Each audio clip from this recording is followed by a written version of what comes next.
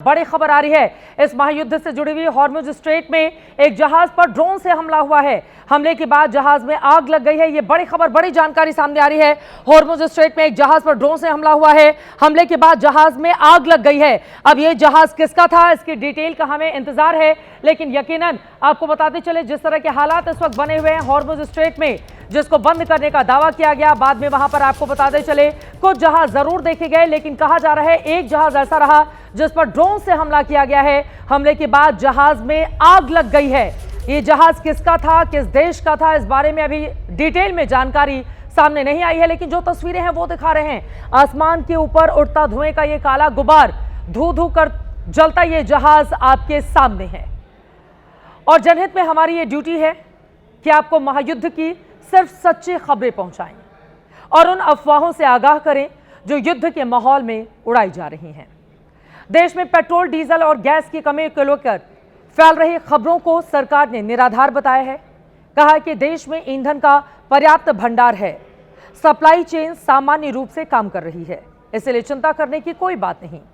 Indian oil ने भी आज एक बयान जारी करके लोगों से कहा है कि अफवाहों में आकर पेट्रोल पंप पर भीड़ ना लगाएं, देश में पर्याप्त ईंधन भंडार हैं। इसी तरह देश में गैस भंडार को लेकर भी अफवाहें फैल रही हैं। सरकार ने इसे भी आज सिरे से खारिज कर दिया। पेट्रोलियम मंत्री हरदीप सिंह पुरी ने कहा है कि सरकार की प्राथमिकता अपने नागरिकों को सस्ता और टिकाऊ ईंधन उपलब्ध कराना है और ये काम वो आराम से कर रही है। पेट्रोलियम मंत्री ने कहा कि देश में एनर्जी की कोई कमी नहीं है और एनर्जी कंज्यूमर्स के लिए भी चिंता की कोई बात नहीं है। भारत अपने तेल और गैस जरूरतों का आधे से ज्यादा हिस्सा मिडिल ईस्ट के देशों से इंपोर्ट करता है। अफवाहें फैलाई जा रही हैं कि ईरान के स्ट्रेट ऑफ हॉर्मुज बंद कर देने से सप्लाई चेन पर असर पड़ा है। इसी पर सरकार की ओर से आज अपनी ये स्थिति साफ की गई है। और अब सीधे कंट्रोल रूम आपको लेकर चलते हैं और आपको युद्ध क्षेत्र में जाकर बताते हैं कि भारत में गैस सप्लाई कहां से होती है, एक एक करके। भारत में एलएनजी यानी लिक्विड नेचुरल गैस का 56% इंपोर्ट मिडिल ईस्ट के 3 देशों से होता है, जो अमेरिका का साथ देने पर ईरान के निशाने पर हैं। भारत की 40% एलएनजी कतर से आती है, 12% एलएनजी यूएई से आती है और 4% ओमान से हम इंपोर्ट करते हैं। एलपीजी इंपोर्ट में भारत दुनिया में दूसरे नंबर पर है।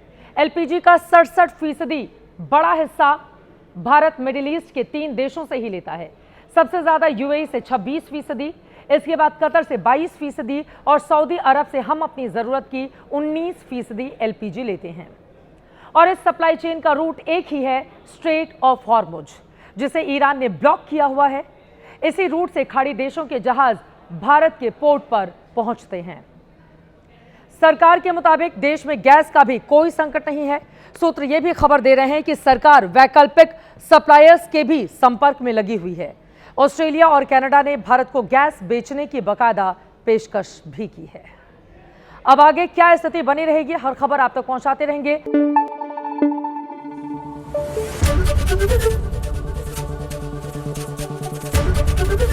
एबीपी न्यूज आपको रखे आगे।